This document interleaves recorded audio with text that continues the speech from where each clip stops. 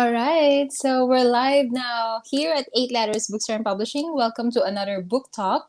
This is your book curator, Cindy Wong, and today we are launching three books here sa maulan dito sa amin. But yes, we're launching three books, and as you can find sa caption, our theme for today is faith and love. So we'll have so Faith and Love will have two poetry collection. So one is about faith, as you can see here sa ating banner, Tinig ng Tagasunod by Michelle Donato. And then we'll have Name Your Fist Under Tenderness. So that is by Adme Balingan. That is a poetry collection on, well, about love, and we'll have the author to tell us more about it. And then we'll have a happy ever after story, or is it a happy ever after, by Ange Morales. So the book is entitled Brave Hearts Sonata. Okay, so of course, a few housekeeping before we get into business.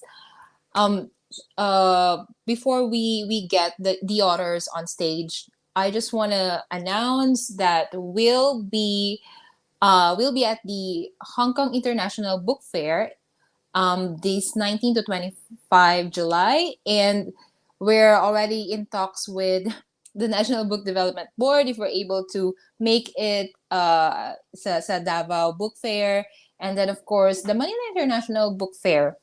All right. So, but if you're not able to attend that, don't worry because we've got our books online, so it's very easy to order. You can pay via GCash or, well, bank transfer. We can do it manually, so those options are also available. All right, so without further ado, let's get our first author on stage. But before that, without further ado, but before that, I would like to read her bio muna. Okay, so Tinig ng Tagasunod author, Michelle Donato, ay kilala sa pen name na M.D. Serene, ay isang manunulat na tagasunod ng Diyos. Okay, sumusulat siya ng mga tula, nobela, at maikling kwento simula pa noong 2015. Sa kasalukuyan, mayroon siyang 365 na tulang nakasulat sa wikang Ingles. Wow! Karaniwan sa kanyang paksa ay tungkol sa pag-ibig, Diyos, pamilya, kaibigan, at kapaligiran. So, nakapaglimbag na rin siya ng isang nobela, isang antolohiya, at tatlong maikling kwento dahil isa siyang freelance writer. Okay, so bukod sa pagsunod sa Diyos at pagsusulat, nag-aaral siya sa kolehiyo at may kursong bachelor sa sekundarya ng edukasyon. Okay, so Michelle, please come in. Ayan, hi! Hello po, good afternoon po. Miss Cindy Ayan, at sa good. lahat ng manood. Good afternoon, Michelle, and thank you so much for gracing the show today. We're going to talk about Tinig ng Tagasunod, although I believe na you've already published quite a lot of books in the past. So, can you tell us muna your journey in being a writer? How did you end up here?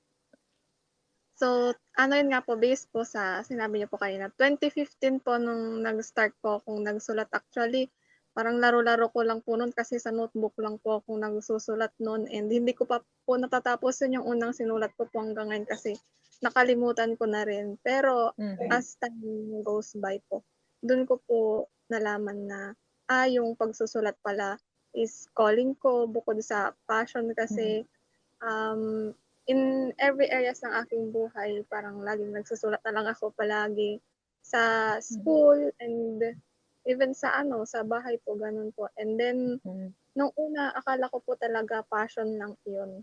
Tapos, one day, sabi ko sa sarili ko, calling ko yata to kasi gusto kong makapag-inspire ng mga tao, lalo ng mga readers. At ma-uplift din po ang faith nila through yung sa aking pagsusulat. Then, 2015, nung 2019 lang po ako actually nag-start na naging published author. And then, 2021 lang po noong nakapag-publish po ako ng sarili ko pong novel kasi usually po mga anthology books po and may ka-collaborate po. So eto now Mhm. po, ito pong Tinig ng Tagasunod, ano po, first po na poetry book na solo ko rin po. Mhm, mhm. Ayan, congratulations. And ayan, ipakita muna natin yung book cover ng Tinig ng Tagasunod. This is by Chris Santos. Isa sa aming book cover designer. Ayan, so ayan siya. This is what it looks like. Tinig ng Tagasunod, siya'y lumikha para sa pinakadakilang manilikha.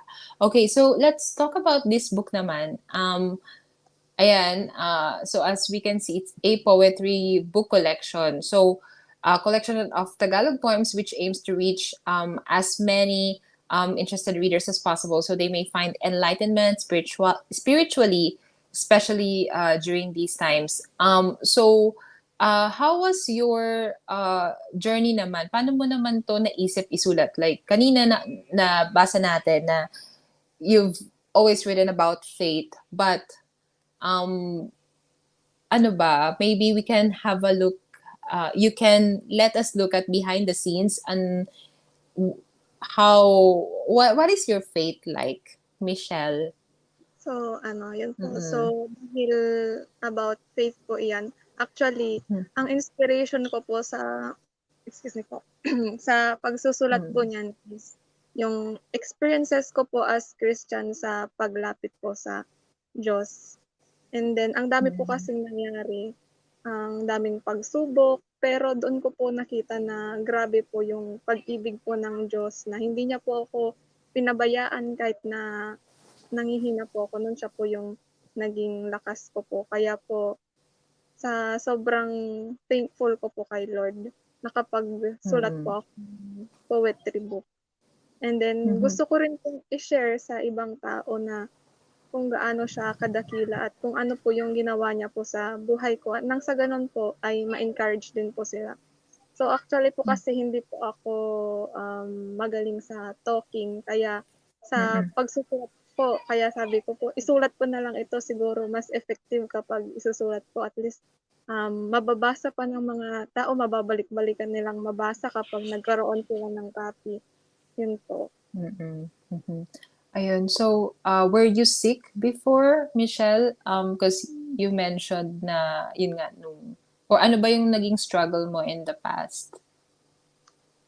Yun po ang naging struggle ko po siyempre po sa pagiging pong mahirap, pero nakita ko po Mm-mm. yung kung ano po yung magandang side ng pagiging mahirap. And then yun din po nagkasakit din po ako around Mm-mm. mga 2019 to Mm-mm. 2020. Tapos recently lang po, actually po nung ginagawa ko po iyan, yun po yung kasagsagan po na naggagamot po ako sa hyperthyroidism ko po na kahit po nanghina po ako sabi ko, stop muna ako sa pagsusulat kasi, kailangan ko munang magpalakas po. Pero dun ako nakaka-gain ng kalakasan sa pag-e-express po kung gaano po ako hindi pinabayaan ni Lord. So yun Mm-mm. po. Ayun, ayun. Thank you sa pag-share, Michelle. I'm so sorry if it got a little bit personal. But yun, salamat at pinaunlakan mo yung question na yun. So, yun nga, yung napansin ko rito sa collection of poems na to. Although, sa kasaysayan ng 8 letters, hindi naman talaga kami nagpa-publish masyado ng mga like Christian books or yung books about faith. But we have a few, but this one talaga is yung solely about faith.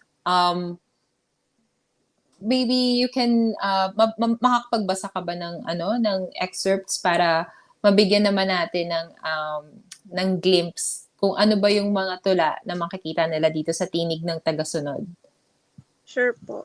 Mhm. So, here po yung pinaka-favorite ko po yung Tanging Tanglaw. Ayan, sige.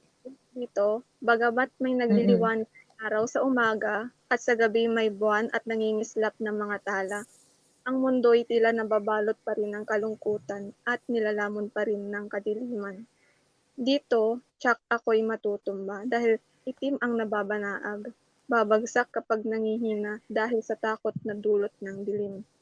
Tunay na maririkit ang mga masisilayang tanawin, ngunit hindi sapat ang mga kulay nila upang gamiting liwanag, sapagkat ang tunay na liwanag ay sa iyo lamang makikita, at ang inaasam na kagalakan ay sa iyo lamang madarama.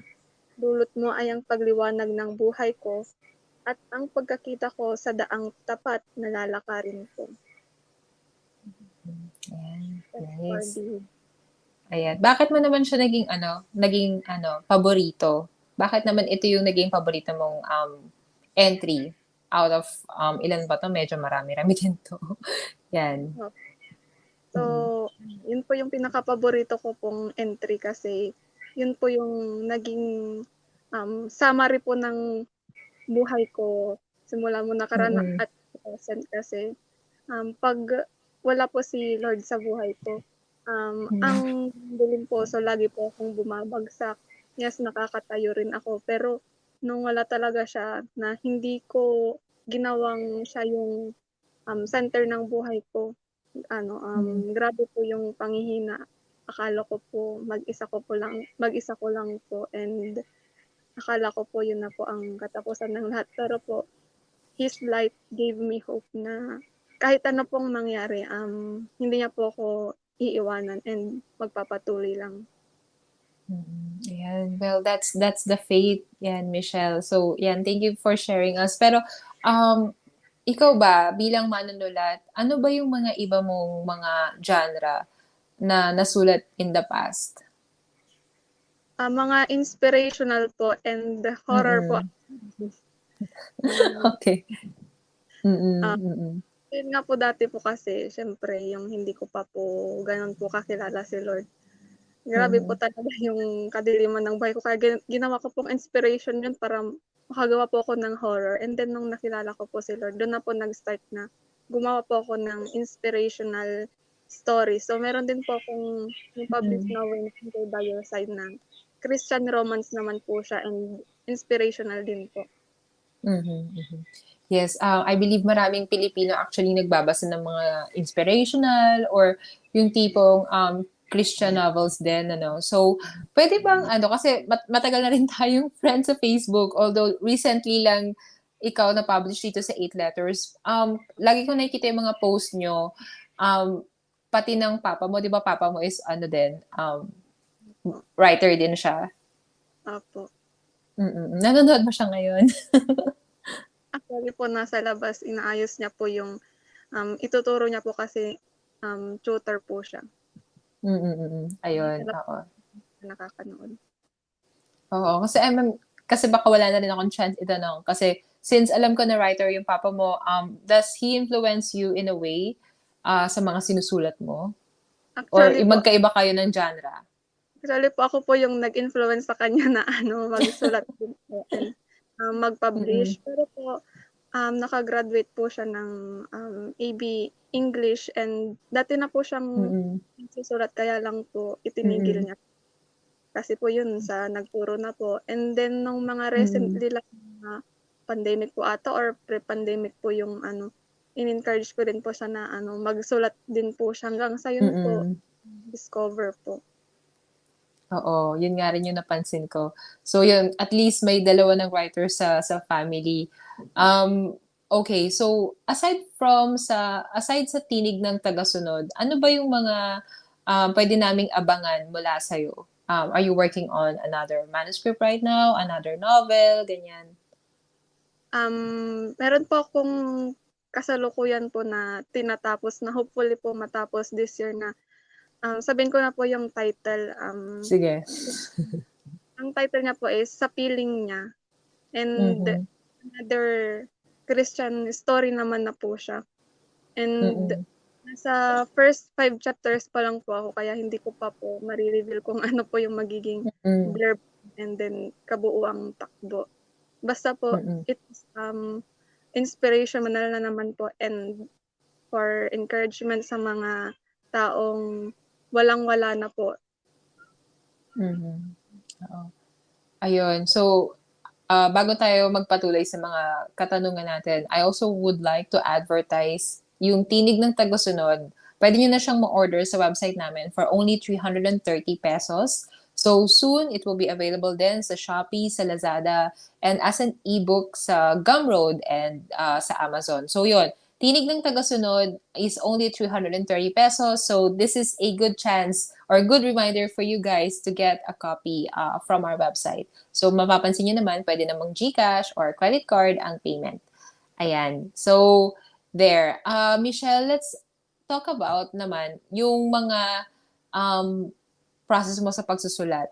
Um, 'Di ba, you've always been a self-published author ba? Or um, how's like yung process mo? May nagturo ba sa'yo? Or uh, ano to, self-taught? Or tipong, have you taken like classes before? Ganyan.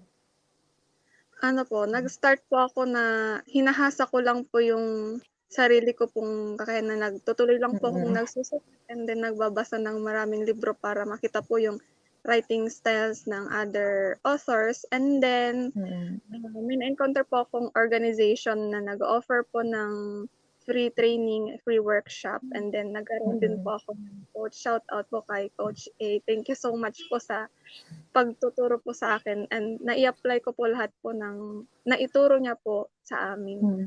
And then, wala po talaga akong formal po talaga na pag pag-aaral po sa writing kasi po ang course ko po is BS Ed major in Science. So, may mga nagsabi Mm-mm. nga po, ba't hindi daw po ako nag-major in English kasi po doon may mga subject po na creative writing, gano'n. And Mm-mm. sa po, um, science po talaga yung pinili ko. Mm-mm. And then, sumasali rin po ako sa mga other free workshops pa po. Katulad po nung nagpa-workshop po si Sir Ricky Lee. Umattend din Mm-mm. po ako. Makagain pa po Mm-mm. ng Mm-mm. Mm-mm.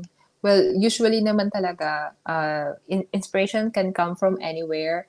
And syempre, hindi lang basta-basta knowledge or skills sa pagsusulat. Kailangan mo rin ng motivation sa sarili para makapag-complete ng novela or novels or say for example a poetry collection. So I think this is really an accomplishment for you na rin na kahit hindi ka, you didn't take any like formal writing courses. And like from my end, it really doesn't matter because nung nabasa namin yung tinig ng tagasunod, like everything is on point and hindi masasabi natin na hindi siya, alam mo yun, yung tipong, oh, may masulat lang, ganyan. Like, there are really a lot of elements that you should watch out for dito sa tinig ng tagasunod. Okay, of course, there is faith, there is, like, life events, you can see the inspiration there.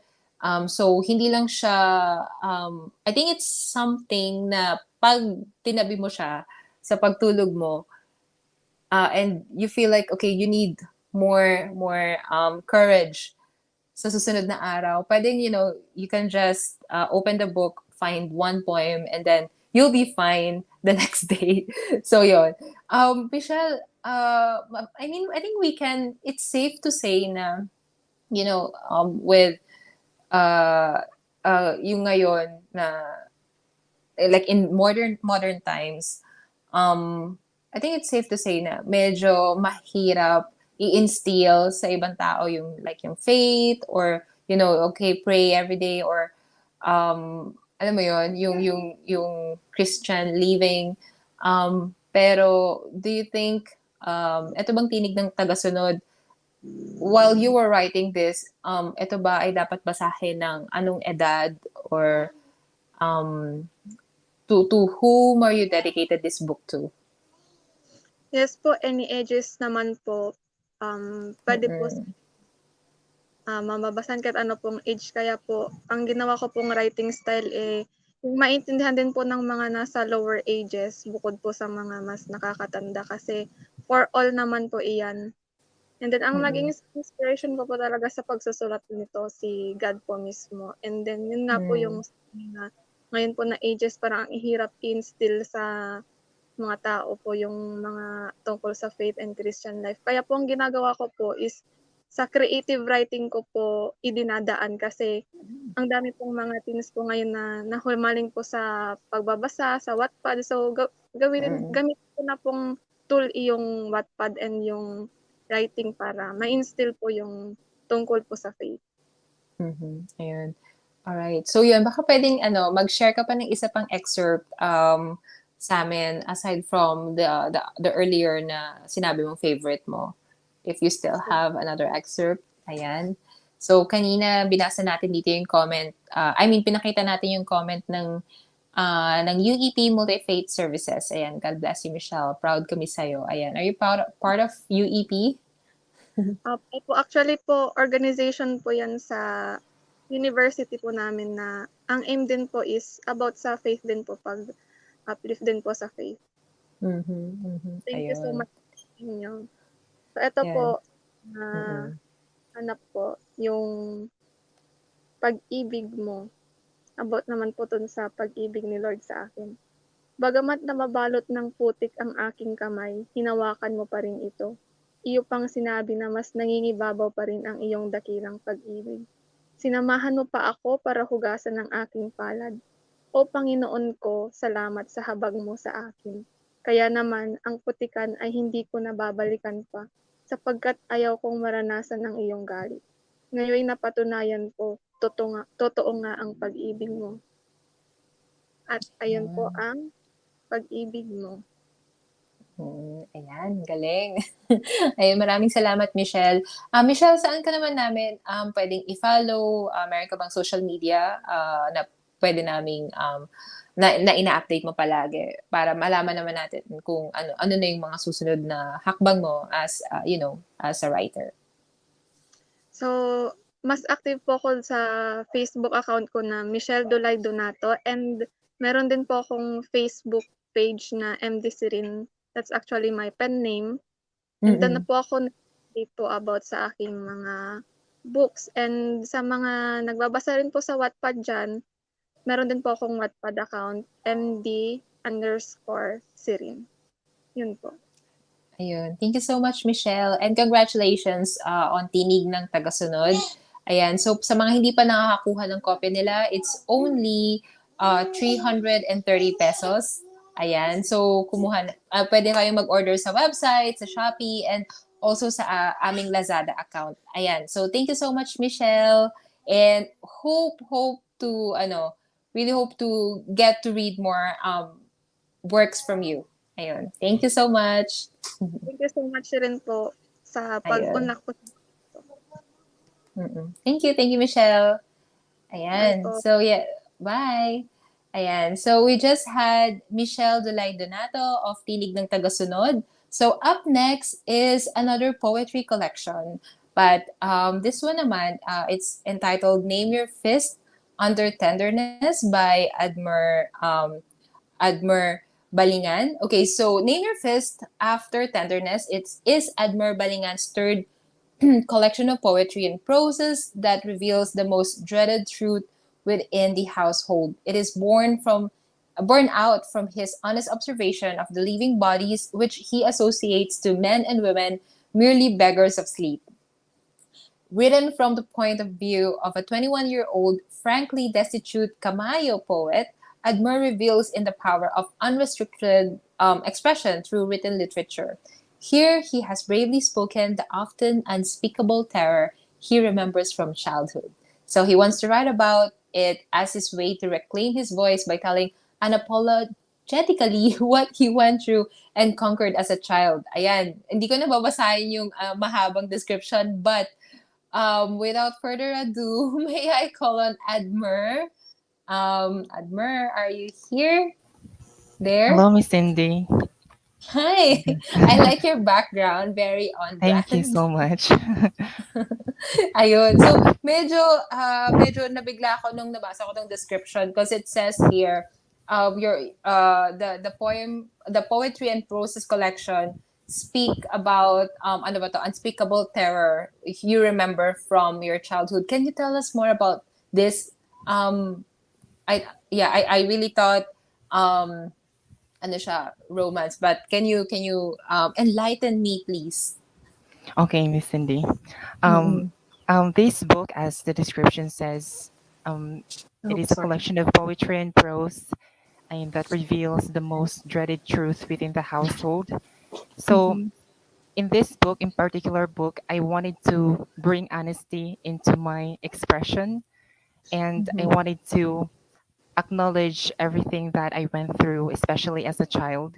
Because as somebody who grows up a queer, and then I had a huge trouble in expressing myself, and sometimes I felt terrorized by my own self.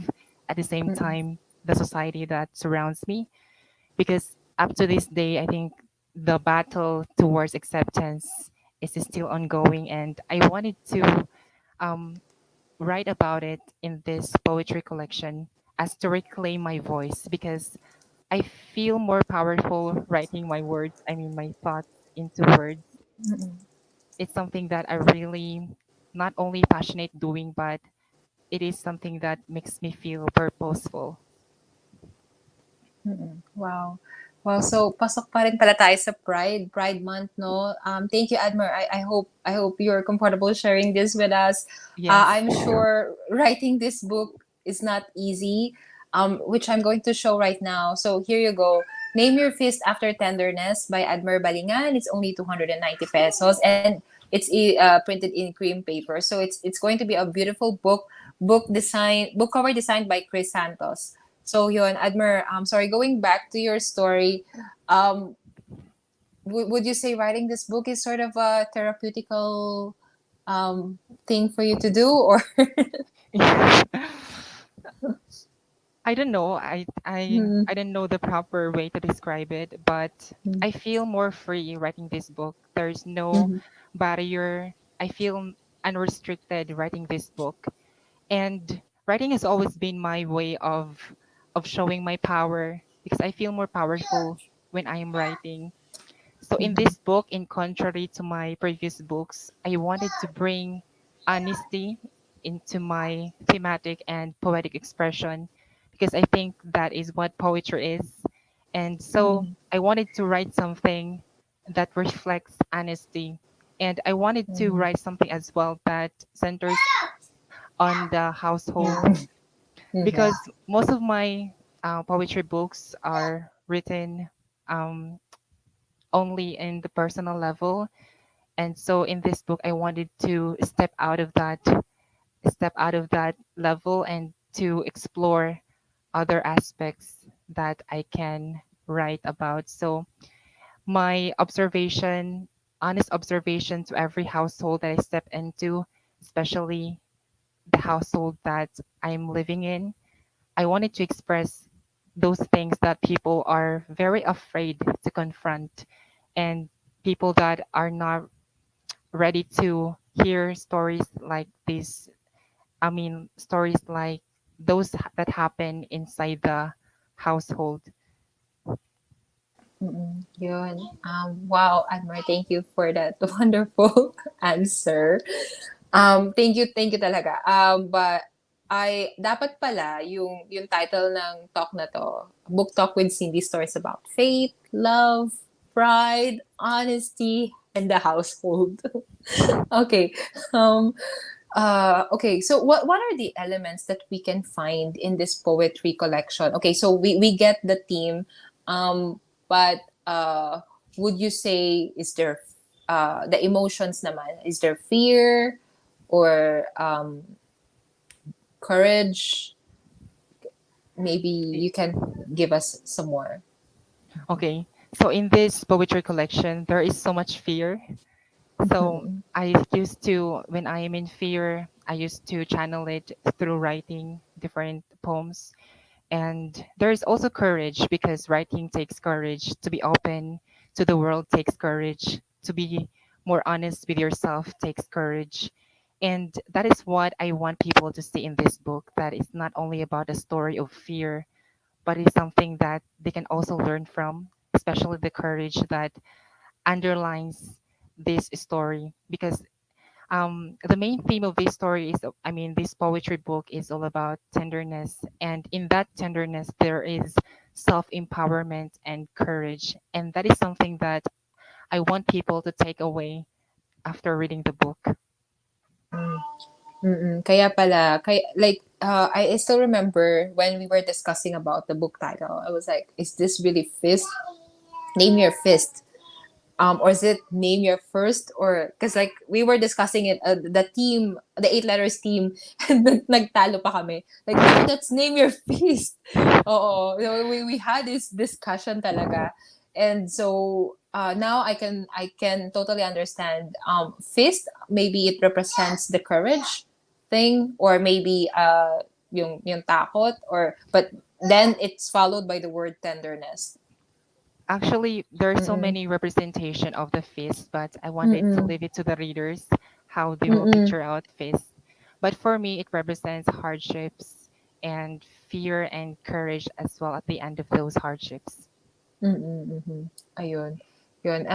Wow. We're grateful that you're gracing this show and telling us about freedom. And perhaps you can read an excerpt para naman mabigyan Okay. natin ng hustisya. Okay, to give our audience the much needed glimpse. Okay, like let's Okay imagine po. we're at the in a bookstore. We're opening this beautiful book right here. Name your fist after tenderness. Yeah. So yeah. So the poem that I will be reading today is Detonation of Flowers, a Prayer. So this is one of my favorite poems in the collection. It says, I was thinking about a beautiful way to erupt, like how flowers break out after excessive earthquakes, one that doesn't exude smokes or gas, so teeth do not get corroded, so one can still smile cheerily. How do I do that? Wow. Wow. Thank you, Edmer. I noticed that you're very well articulated pala. You're very well articulated. Can we step out from the book a bit? Admiral, are you there? Ayan. Yes, Yan. yes.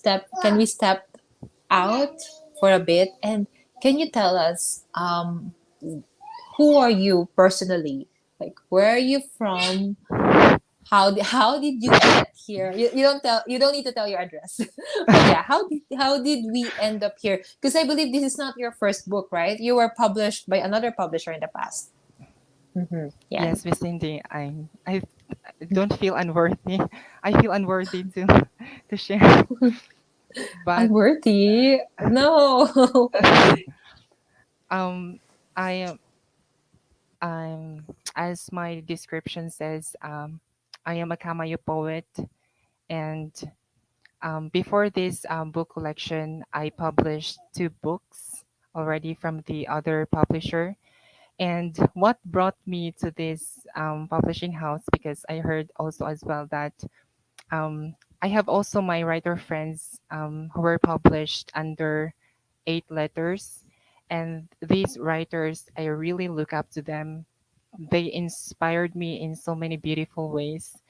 And so I told myself I should also try submitting my book and to eight letters, because I also heard good reviews from the publishing and how their presence online reaches a lot of people. I feel like this is one of the best platforms that I can send my book to, and I feel like um, they will do justice to the book.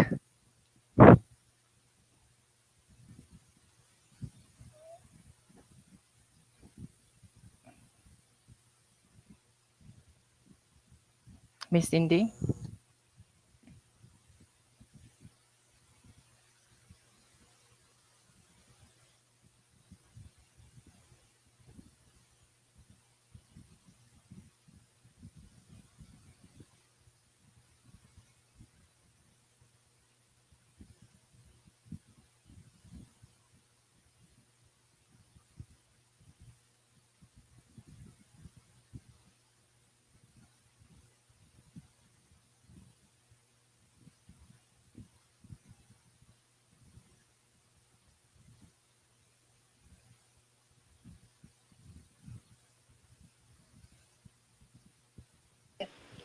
Yeah, and sorry, my sincere apologies, Admer. Some technical issues, right?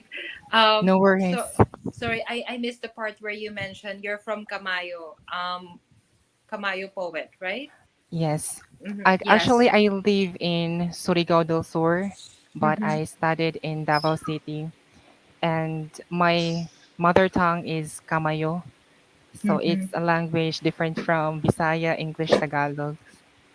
And Mm-hmm. I am not very fluent with other languages, but I'm trying my best to, to express myself. So I feel sorry for some. No, no, no. You're doing fine. You're doing all right. And I would say your English is impeccable. um, yes, you're doing well, Admer. Okay. That's why I was like, should we speak in Tagalog? But can you speak Tagalog? Yes, but not very well. Not very well. Okay, yeah. So okay, I just googled Camayo, and yeah, so it's from the central eastern coast of Mindanao in the Philippines. Okay, I should study Philippine geography more. But yes, that means we're reaching more people here at the Immerse Books and Publishing, right? Okay. Yon. Ayan ang galing. Yan. Thank you, Admer. Is it possible for you to read us another excerpt from the book? I think when I saw the collection, by the way, parang maiikli lang naman yung um kada poem or prose, but it really kicks you in the ass. So okay, so sorry for the word. Parang maglaga. But yeah, Admer, sorry. If you can read another excerpt. Mhm. Okay, Let's entertain our readers or our viewers for a okay bit. po. Yeah. Mhm. So this next poem is entitled Touch Me Not. So it goes like this. Do not touch me with your clean hands. I don't want it to be an ordinary memory. Leave your dirty fingerprints like bite marks or skin disease. Give me goosebumps. Inflame me with cancerous flowers or your deadly jokes. Enthrall me, the untouchable part of me, and let me laugh and die nonstop. Soften my bones by your constant withering that alters me severely. I want quiet erosion. I want poetry born out of flat rocks, an avalanche from your touch, destructive, yet oh sweet intellectual. Lure me, lure me, lure me. Steer the depth of my stubbornness. Do not touch me. Dig, dig, dig, and let your hands freely rage. Rip my skin. Go inside. Go, spread dirt. I will not interrupt. Do not touch me with your clean hands. I don't want it to be an ordinary memory.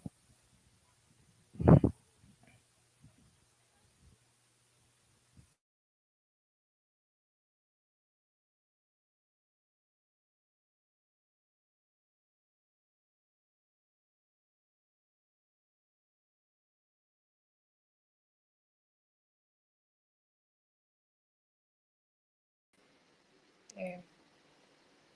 Okay. Yeah. So Admiral, yes, can you hear me? All right. So Yes, um, Miss Cindy. ayun, thank you for that reading. Are you working on another manuscript right now, or would you say na would you stick with poetry or prose Come as again, a Miss genre? Cindy. I so sabi ko I would you stick with the genre na prose and poetry, or would you do you think you'll explore other genres later on? Actually, yes, yes. Thank you for that Mhm. question. I'm actually working on a novel right now. Wow. It's some Okay. kind of a poetry in a novel length. So I'm Mm-hmm. trying to experiment something like that. I'm incorporating poetry and into a novel. So it's Mm. written more of a like in a poetry in a poetry structure, but it's a novel Mm-hmm. length type of story. Mm-hmm. Oh wow! Thank you. That's good to know. And how about aside from being a writer, actually are you still a student, or are you already working? Because I I want to have an idea, like how do you get to write? I already graduated and I wrote Mm-hmm. these books when I was still studying. Oh. So And Mm-mm. I already graduated, and now I am working as a freelance copywriter. Mm-mm. Yun. Kaya pala may nag-comment ditong isa, ang sabi, uh, everything he writes, number one in Google search. By Mariel Perocho. How true is that? I'm not sure. I'm not she's sure. she's the only one who knows it. Okay, ayan. Wow, wow, ayan. So, do you want to advertise your copywriting services here? Ano ba? Like, SEO and stuff? Like, do you do Yes, that yes, thing? yes. Yes, I Nice, do that as nice. well. And there you go. Otherwise, of course, if you're not going to avail his services, you can get a copy of the book Name Your Fist After Tenderness by Adme Balingan, 290 pesos. Sorry, and my fault. My what is your pronoun? I just mentioned his, but what's your preference? I'm comfortable with he, him, they. Uh-huh, okay. Okay, right. Okay, great. Okay, so Admer, thank you so much for gracing our show for today, and I hope we're able to give justice to Name Your Fist After Tenderness. Because I, I really don't want to deep dive because I'm just afraid that we'll spoil everything for you guys. But I hope we're able to give you a great glimpse on what this poetry collection is all about. It's not a very thick book, but it's printed in cream paper, so matte cover. So we when we were discussing with the team, we thought, okay, with a poetry collection like this, it needs to be um, in a handy size. So the quality, aside from the content, you'll enjoy the aesthetics of the book as well. Yes. So that's very important. Quality both from the inside and its interior. Yeah, I mean, both from the outer and the interior. Yeah, so there. So sorry, Edmer, where can we follow you pala? I'm actually active on my Facebook page. It's Mm-hmm. called Admer Balingan, comma, writer. So it's a Facebook page. Mm-mm. Ayun. Admer Balingan, writer. Ayan. Okay. Yun. Thank you so much, Admer. Thank you so And much, Miss Cindy. ayun. And for your book, Name Your Fist After Tenderness. And of course, sa mga supportive friends dito sa ating comment section, Mariel Perocho, Mimi, yeah, so yan. Go, Admer. Our content writer is number one in Google search. There. Ayan. And si Mimi din. There. Ayan. Thank you for the support. Yeah. Thank you, guys. Thank you. Ayan. All right. So, by the way, it will also be available on Shopee, Lazada, and also on Amazon. So, in case you're not leaning towards the paperback, there's also ebook um version, the ebook version. Okay. Thank you, Edmer. Thank you so much, Miss Cindy. Okay, see you in a minute. Bye. Okay, so there we have it. Apologies for the technical issues, but we're back now, up and running.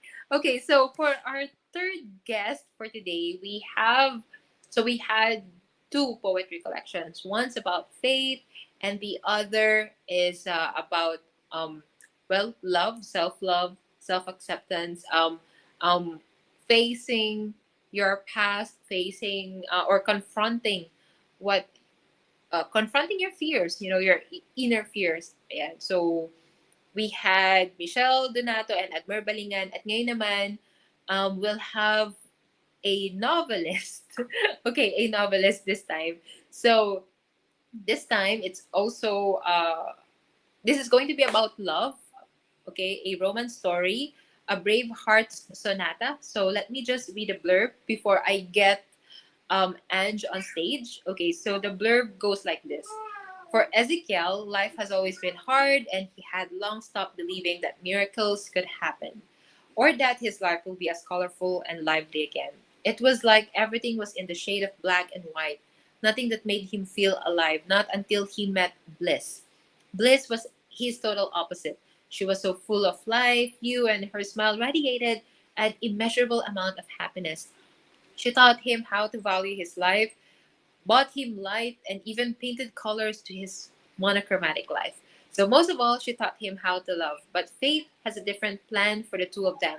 When Ezekiel has finally got the courage to confess his love for Bliss, he learned the painful truth behind her colorful smile. Will there be a chance for the two hearts that beat as one when fate is pulling their strings apart? So, let us all welcome you guys, the author of Braveheart Sonata, Ange Morales. Hi, Ange. How are you? Hello. Ayan. Let's just wait for a while. Ange, are you here with us?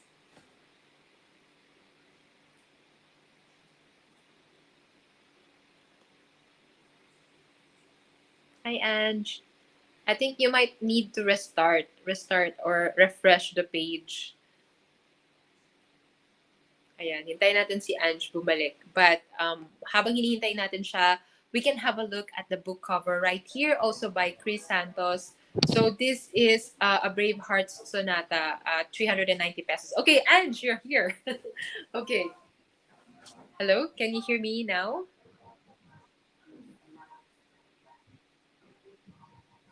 Yes po, hello po. Ayan, ayan, okay na. So, A Brave Heart Sonata. Again, congratulations for this novel.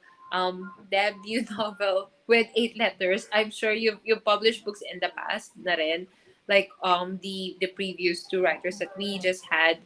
But Ange, have you always been a writer of romance? Well, I'm not so sure if this is a romance story, but would you describe this as a romance story? And I think this is a combination po of romance and slice of life na story po. mm, mhm. Oo, yun. Like what would you say yung what made you write this novel? A Brave Heart Sonata. Like what inspired you to Looking write back, this? Mhm. yes po, looking back, so this concept was made noong naka-quarantine po ako that time because 2021 and then yung isang workmate namin is naging first year contact ng isang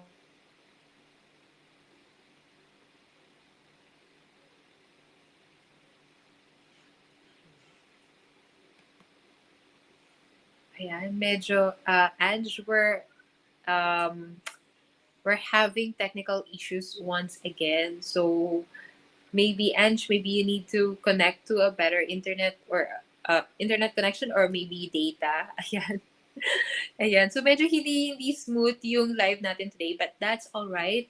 I think my goal for today is of course to showcase the three new books by 8 letters that we mentioned here sa caption. I just want to repeat them kung yung mga titles nila. So we had Tinig ng Tagasunod by Michelle Donato. We had Name Your Feast after Tenderness, and then we also have A Brave Heart's Sonata by Ange Morales. So, Ange, are you back? Okay, hindi pa. So, sige, hintayin natin si Ange bumalik. But while we're waiting, I guess this is a good chance. Oh, ayan na, bumalik na siya. Ange, Ange, are you here? Okay, wala pa. Habang hinihintay natin siya bumalik, I just want to announce once again sa mga kakapasok pa lang dito ngayon sa aming Facebook Live na we're going to be at the upcoming Hong Kong International Book Fair. We'll be at the Manila International Book Fair. And then we'll also be, well, we're still in the talks, but the chance is high to be at the Davao Book Fair. Ayan. So, Ange, are you here? Ayan. Hello. Ayan, medyo mahina lang yung internet connection ni Ange, but A Brave Heart Sonata is a novel. Hello po. Ayan. Ayan, Ange, are Ayan. you here now? Mm-mm. Okay na ata. Yes po. Sige po. So, going Sige, back ulit. po, Take two, take two. yung A Braveheart Sonata is inspired by ano po siya, Nightbird. If anyone is familiar with her, yung contestant po sa AGT na original song. So, bale, hinanap ko po yung audition niya sa YouTube and then I found out na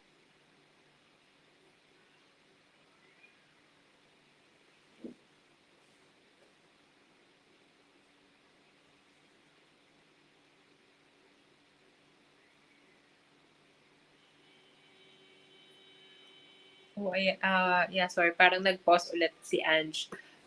We'll send a message to her para malaman din niya. But I think what she's trying to say was she got the inspiration from Nightbird ba yung sinabi niya? Like there was this audition and I believe na she died. She died. Um, okay, so teka. Ange, um, nawawala ka. Okay, hold on you guys.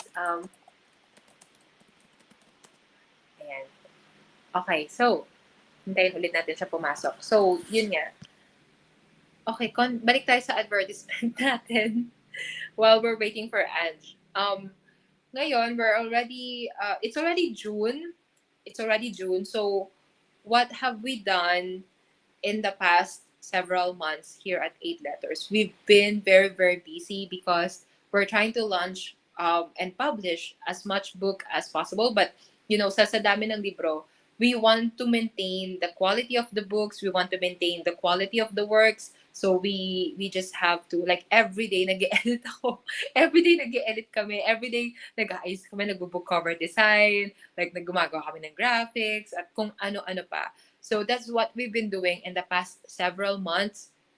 So sa mga merong order sa amin, sa mga nag-place ng order, like there have been delays pero na-deliver naman siya. But please, if you're not getting your orders, please send us an email. Okay, yun ang pinakamadali. So that we can take action right away. Okay, so yan. Tingnan natin kung nandito na ba si Ange. Pero yan, I think she's just still trying to connect. So while we're waiting for her, um, the next several months will be filled with more book fairs. We'll also try to launch more books. I believe there's still two Circles magazine in the pipeline. Ayan, and ano pa ba? Ayun, and sa mga nag-take ng challenge, 30-day novella challenge, matatapos kayo sa 30th of June. Ayan, so Ange, ayan. Okay na ata. Hello, Ange. Ayan, may delay lang siguro. hello po, I'm sorry, medyo mahina yung internet connection po. Okay lang, Ange. Ayan, so yun, you got Hello cut po. kanina. You were talking about yung audition by that guitarist. Yes Yeah, po. can you tell us more? Nightbird po. Oh, si Nightbird. Yes po. Doon po nabuo yung ano, yung character ni Bliss, which is she's undergoing something din po, but she remained positive. So despite the challenges na kinakaharap niya, she remained positive and hopeful. And yung view niya po ng life is very optimistic. And then she met Kiel. So Ezekiel, on the other hand naman po, opposite po sila ng ano, ng views. Kasi si Ezekiel naman, he's been through a lot din, but yung the way po niya hina-handle yung problem niya is very different than of Bliss. And then they met. Tapos, ayun po, their story began as ganun po, a friend. They developed into friends po. Ayan. And Yan then nga, later on, si Kiel, he fell in love. Yes. Ayun. Nabasa ko nga rin tong book na to, A Brave Heart Sonata. And, well, you perfectly described the two main characters. So, there's Ezekiel and there's also Bliss. Uh, and tama-tama rin sa theme ng ng book launch natin for today, which is stories about faith and love, kasi pasok pa rin siya. And I would say this novel, being a love story, it's also an inspirational story. Okay, that we guys, we should read. Okay, so it's 390 pesos. It's available on our website for pre-order, but soon it will be available on Shopee and Lazada. So, Ange, is this the same genre ba na yung mga nasulat mo in the past? Ganito rin ba? Katulad din ba siya ng A Brave Heart Sonata, or have you tried exploring other genres then in the past?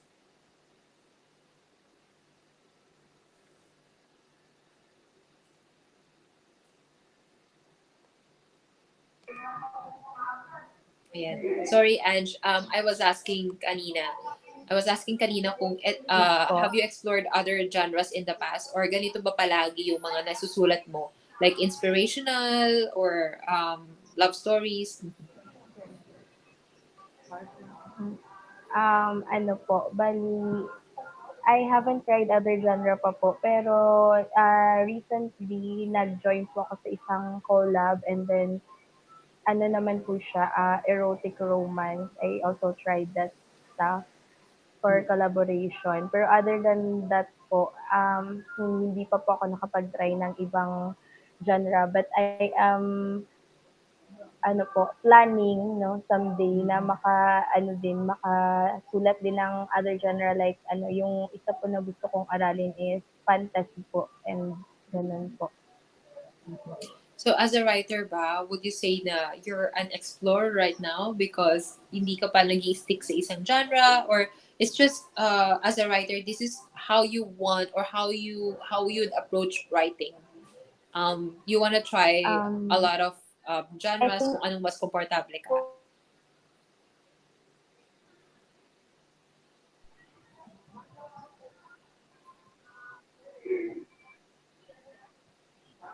po, hello po. Mm-mm. Hello, yeah, we can hear you, Ange. Yes. Yes Mm. po. Can you please, Mm. repeat po yung question? Ayun. So, kanina, would you say na you're still exploring different genres, or mas happy ka na sa ganito na romance, love stories, fantasy, or are you more comfortable with romance stories?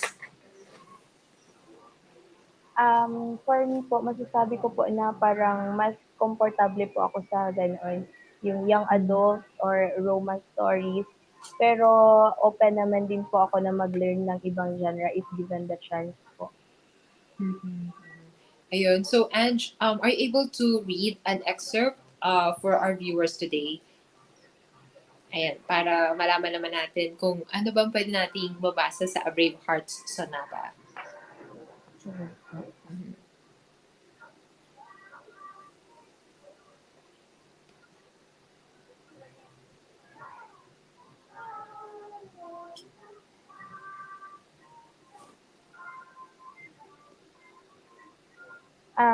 Ito po yung yung sa scene na nag-meet si Vic and si Bliss. So, konting spoiler po. Dito sa scene na to, Vic was about to jump off the bridge. Pero dumating si Bliss, and then she stopped him. Tapos sabi niya po, okay ka lang ba? May masakit ba sa'yo? Hoy, sumagot ka, kuya. And then, si Vic naman, ah,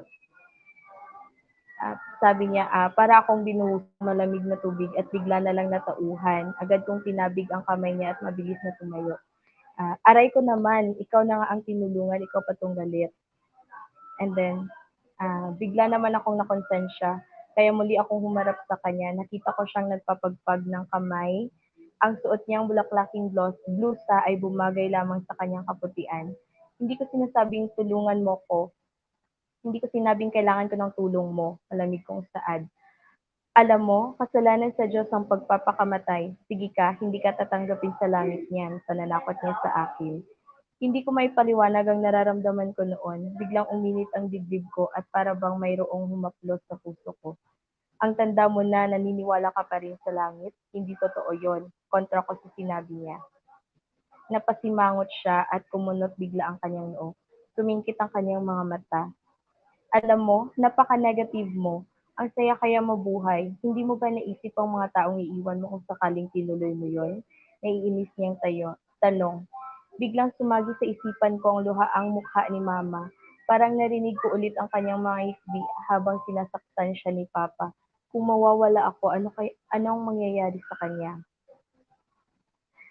Hindi naman ako mahalaga. Wala namang nakakakita ng halaga ko, kaya ano pang saysay ng buhay ko? Bulong ko.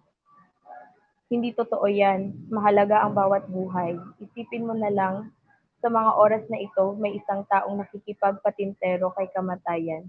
Sa mismong oras na ito, may isang tao na gusto pang mabuhay pero naubusan na siya ng oras. Ikaw, wala kang sakit, malaya ka. Bakit hindi mo tingnan ang buhay bilang isang biyaya? Maraming solusyon sa problema mo at hindi kasama roon ang magpakamatay. Tandaan mo, hindi lang ikaw ang may pinagdaraanan. Hindi lahat ng nakikita mong nakangiti ay masaya at kadalasan, kung sino pa ang masaya at palangiti, sila yung may mas mabigat na problema. Huwag kang mawalan ng pag-asa, nandiyan lagi si Lord para samahan ka. Even in chaos, life is beautiful. Life is meant to be loved and to be lived. Ayun po.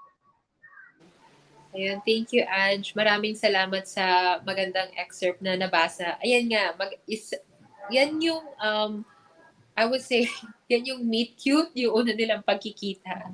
Okay, may tao magpapakamatay. And don't worry, wala naman masyadong spoiler because sa simula nga yun nangyari, di ba? Hindi talaga yun yung main plot ng story. But,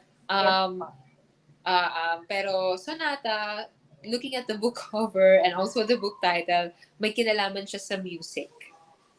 Yes po. Diba? Oo, tulad nga nun.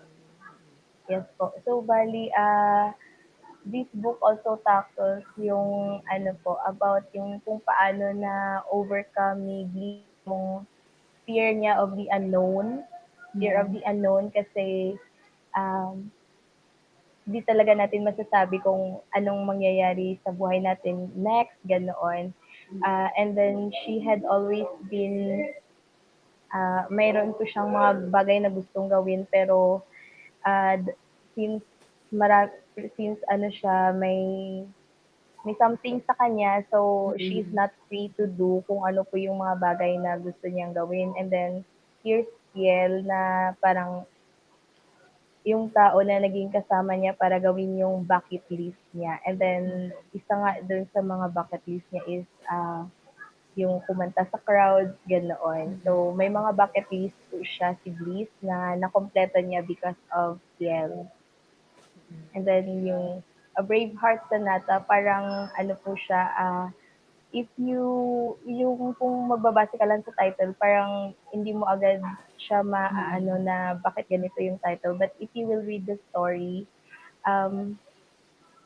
it refers na sa kung paano naging brave si Bliss, kung ano yung gustong awitin or gawin ng puso niya, ganoon siya.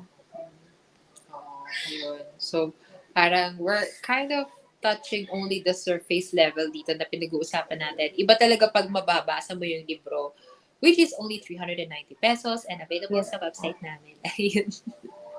Oo.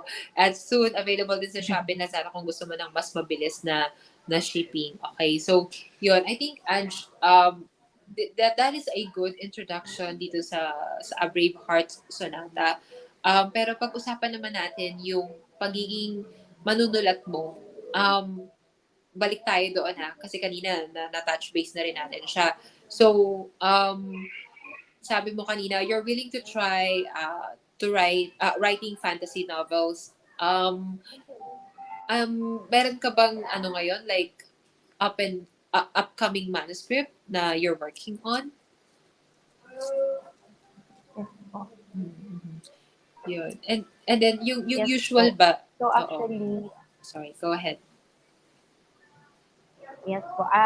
So actually, sa Wattpad ko po, meron na rin akong draft na ganun. Pero draft pa lang po siya kasi since fantasy, ang kailangan na maraming research, ganoon. And hindi naman, para po kasi sa akin, it doesn't mean na kapag fantasy is mag-stick lang tayo purely imagination, ganoon. So like, di ba, katulad ng mga werewolf, so kailangan pa rin talaga natin ng research. So, ay gusto ko po na if ever na magsulat man po ako ng fantasy is knowledgeable na po ako doon sa genre na yun. Mm-mm.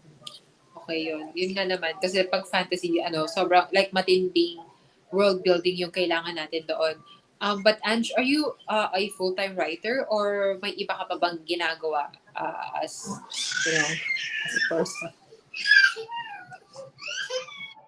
So, ano po, as of now po, I have a day job po. So, isa po akong, government employee. I'm an admin assistant po sa isang GOCC. And then, writing, tuwing gabi lang po ako nakakapagsulat. But recently po, due to personal matters, so I'm on a hiatus pa po. But I'm hoping na makabalik na po ulit ako sa pagsusulat.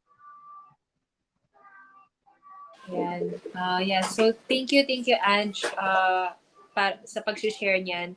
Um, Perhaps, baka pwedeng makapagbasa ka pa ng isa pang excerpt from the book. Tapos, bago tayo mag-conclude. Sige.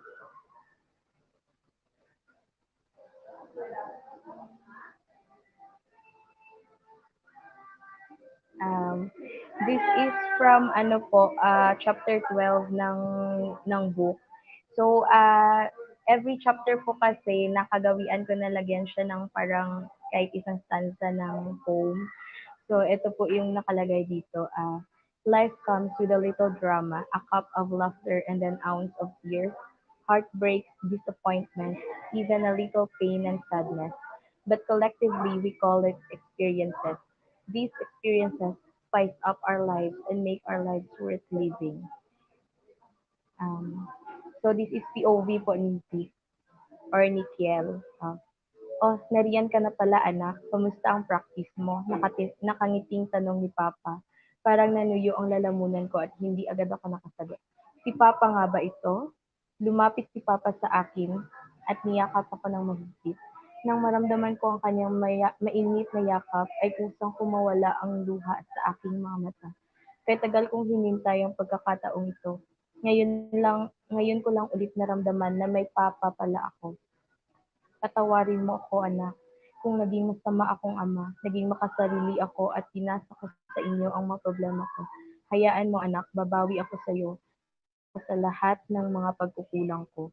Masuyong saad ni Papa na ngayon ay lumuluha na rin. Gumanti ako ng yakap sa kanya. Parang bata akong umiyak sa balikat ni Papa. Lahat ng hinanakit, galit, at maging sama ng loob na naramdaman ko noon ay tila bula na biglang naglaho. Nang magawi ang paningin ko kay Mama ay naluluha na rin siya, bagamat mayroong ngiti sa kanyang mga labi. Ayun po. Yun. Ito yung part na nagbago yung papa niya. Diba? So, yun. Tama. Thank you. Thank you, Ange. So, saan ka naman namin mahahanap o mapafollow? Meron ka bang Facebook page na gusto mong i-promote? So, bale, yes po.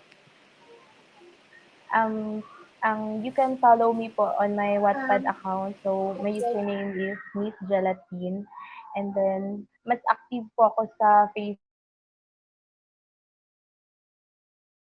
is Anjana Christine Morales Erecre. Pero I have another Facebook account na for promotion purposes po, which is yung Gelatine Rights. And then, I have a Facebook page din po na and stories, I think. I forgot. Pero mostly po kasi nang ginagamit ko na Facebook is this my Facebook account na real account po. Yung isang Facebook is for promotion lang po. Like for example, if I have published a new chapter or new story, doon ko po siya pinopost. Doon sa Gelatin Rights po na account. Yun, maraming salamat, Ange. Hindi, don't worry, kasi nag-iisa lang naman ang Ange Morales. Yan, sa mundo ng Facebook. Yeah, looks like it. But yun, maraming salamat sa pagpapaunlak. And ayan, i-follow nyo na si Ange. And of course, most importantly, kumuha na kayo ng copy ng kanyang libro, A Brave Heart's Sonata. As you can see here, it's only 390 pesos. It will be printed in white paper and matte cover, 5 by 7.5 ang kanyang book size. So, there you have it. Yun, maraming salamat, Ange. At sana ay, Thank you yes, magpasa ka po. pa ng manuscript sa 8 letters. Ayan, thank you, Ange. Okay, so, ayan, maraming salamat. And bye. Ayan. So, we just had Ange Morales, the author of A Brave Heart's Sonata. So, hindi ganun ka-smooth ang ating live today, but that's all right. You can still watch the replay sa aming YouTube, sa aming Facebook. And by the way, nakakalimutan ko i-mention kanina na we'll be participating sa upcoming na the C-Lit Circle Writers Festival. So, yun. Ayan, so, yan, thank you rin sa mga nagko-congratulate. Yun, sa Southeast Asia Lit Writers Festival, I think it will be held, yeah, actually it will be held online and all the weekends, Saturday, Sunday, like from 5 to 6 p.m. If you're a techie, good news because it will be held sa Gather app. So just check it out. C Lit Writers Festival. Yeah, on Gather. Pero I believe pag check nyo siya sa Instagram or sa Facebook, lalabas naman yon. You can get a ticket uh, following the instructions. So there we have it. Once again, we just launched 3 books for today. So it's all about stories about faith, love, inspiration, and pride, and well, basically confronting your fears, courage. So there's Name Your Fist After Tenderness, Tinig ng Tagasunod, and Braveheart Sonata. So yeah, thank you so much for to all of you who are watching right now at sa mga nanonood up until now. So yes, thank you for watching the book talk here at 8 Letters Bookstore and Publishing, and we'll see you again next Saturday. So book talk is always is held every Saturday from 4 to 6 p.m. All right, thank you. Bye everyone.